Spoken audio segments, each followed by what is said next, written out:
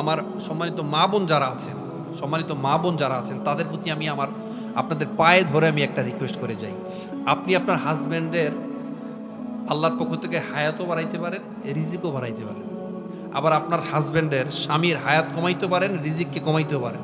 অনেক সময় দেখবেন ফ্যামিলিতে থাকবেন, আপনি ফ্যামিলিতে আছেন, ওয়াইফ সবসময় শুধু বলে তোমার বাবা মা এই করছে, তোমার ভাই বোন এই করছে, তোমার বাবা মা এমনি করে সেমনি করে, শুধু ইনস্টিগেট করে, তাই না? মানুষ উত্তেজনা করে স্বামীকে। স্বামী সারাদিন চাপের মধ্যে থাকে, সে যখন বাসায় আসে সে জানে তার বাবা মা ভালো, এরপরে বউকে খুশি করার জন্য একদিন, 2 দিন, 4 দিন, 1 বছর, 2 বছর পর সে বাধ্য হয় বাবা মার সাথে খারাপ বিহেভ করতে, তাই না? আমি ভুল বললাম?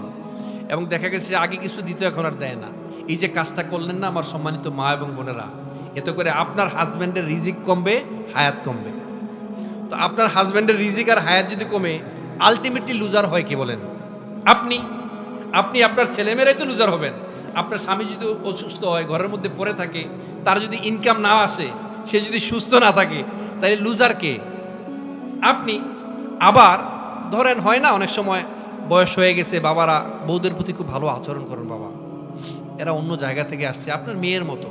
আপনার মেয়ে অন্য বাড়িতে থাকে, আপনি চান না যে আপনার মেয়েটা একটু আনন্দ ফুর্তিতে থাকুক, একটু আরাম আয়েশে থাকুক, একটু স্বামীর সাথে ঘুরতে যাক, একটু বাবার বাড়িতে বেড়াতে আসুক, মাঝে মাঝে একটু উমরাতে যাক, একটু সফরে যাক, একটু ট্যুরে যাক, চান না বাবাজিরা?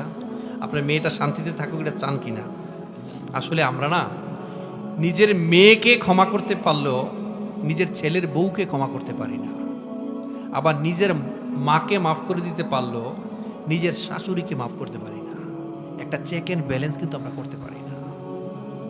তো মেয়েরা যারা দূর থেকে আসছে, ভিন্ন বাড়ির একটা মানুষ, আমরা যে এত বয়স হয়েছে আমাদের, একটু তো মোটামুটি ম্যাচিউরড হয়েছি, এখনও তো অনেক কিছু আমরা সামাজিক অনেক কালচার ঠিক মতো করতে পারি না, ফ্যামিলিতে অনেক কিছু মেনটেন করতে পারি না। ছোট্ট একটা মেয়ে 15-16 বছর, 20 বছরে বিয়ে করে আসে, সে কিছুই বোঝে না, তার শরীরের হাড়গুলা পর্যন্ত এখন পর্যন্ত শক্ত হয় নাই।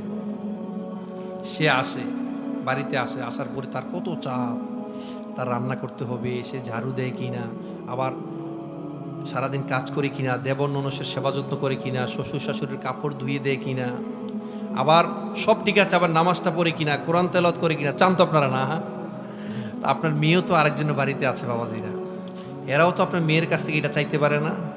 চাইতে পারে। তো আপনাদের আচরণটা সুন্দর করবেন। স্বামী যারা আছেন, স্বামীরা ওয়াইফের সাথে আচরণটা সুন্দর করবেন। আল্লাহ রাসূল সাল্লাল্লাহু আলাইহি সাল্লাম বলেছেন, খয়রুকুম লি আহলিহি ওয়া আনা খয়রুকুম লি আহলি।